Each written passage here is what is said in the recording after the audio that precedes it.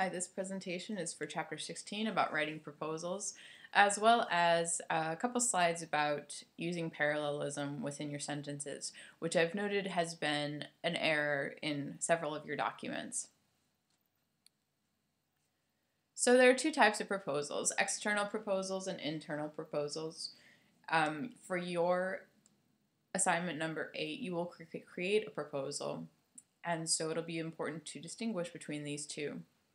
First, external proposals are most likely from businesses competing or suggesting a plan of action from outside of a company, hence the name external. So imagine that UEA decided it required some service other than Blackboard. Blackboard wasn't providing everything that UEA needed or wanted. They might create a solicited proposal in which they describe what they want, making a request for other companies for the best proposal, best idea. Unsolicited proposal would be, say, if a customer outside of UEA saw that there was this need, perhaps they heard that there was some kind of request, and they would go to the company saying, here's what I have, here's what I'd like to do for your school. Internal proposals are mostly within the company. Say if an employee with IT went to their manager and said, hey, I don't think Blackboard's providing everything that UEA needs, and the manager might ask that person to go ahead and write a proposal. Every proposal is making an argument, and in making an argument, you have to analyze your audience, and this is the same thing that we were looking at with creating your resume and your cover letter. You need to know who's reading this. So if you have an internal proposal, you have a little bit easier time because you have an in. You know the day-to-day procedures.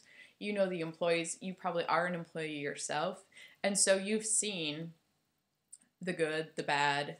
You know what the real weaknesses are with the proposed action. If you have an external proposal, your audience analysis is going to be critical. You're going to have to do a lot of background research. You might even have to talk to some employees within the company. If you present an external proposal and you have not addressed the audience's needs within that first summary or introduction, your proposal will be eliminated. The plan of a proposal is basically to show them the procedures, the equipment that you'll use, the daily schedule, proving that you've thought this out, that you know what you're doing, and that you'll be able to come up with the end result that you say in your proposal. In your proposal, you need to show professionalism, first of all, by establishing your credentials. Show what you've done that's similar to the project you're proposing. Show your skills, your degrees, what makes you the best person to do this job. You'll need to provide a schedule. What are you going to do day to day? How are you going to bring about this plan of action? Quality control. How will you show that you're analyzing your own work? How are you showing that you're effective, that what you're coming up with is necessary? Finally, provide a budget. It wouldn't be a proposal without a budget. Most likely for external proposals, the less expensive proposal is probably going to get the job. The basic structure of your proposal first will include a summary, an overall summary of the entire proposal. In this summary, a lot of times this is limited to 200 or 250 words, so you need to have, each word needs to have meaning. In your introduction, you'll help them understand the context of your proposal. Then you'll have the proposed program. Basically, what are you going to do? What's the work that's going to be done to bring about the end result? Your qualifications and experience, like we talked about with credentials, you need to show that you've done a project like this or similar.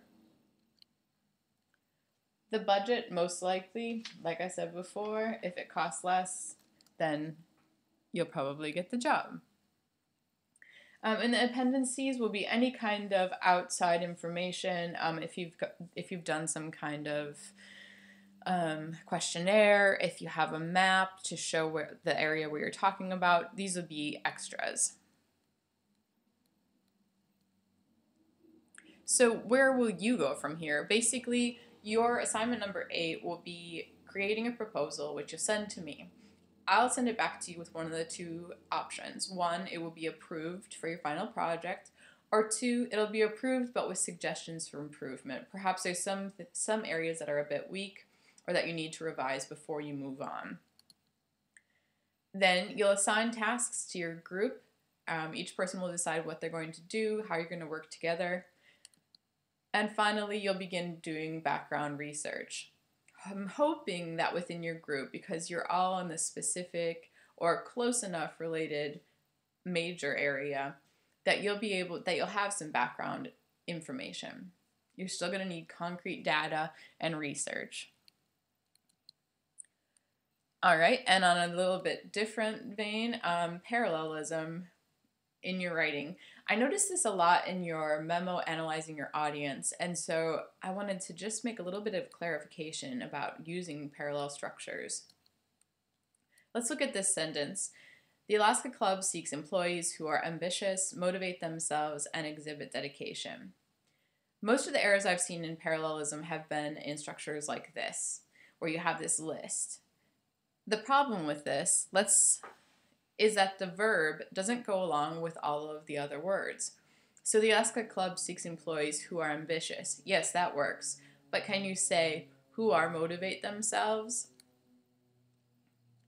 Who are exhibit dedication? It doesn't quite work. So that who are needs to go with all three of these words. A better way to write this exact same sentence is the Alaska Club seeks employees who are ambitious, who are self-motivated, and who are dedicated. You're using the exact same words, but you're making it a different construction so that that verb are fits with all three of those.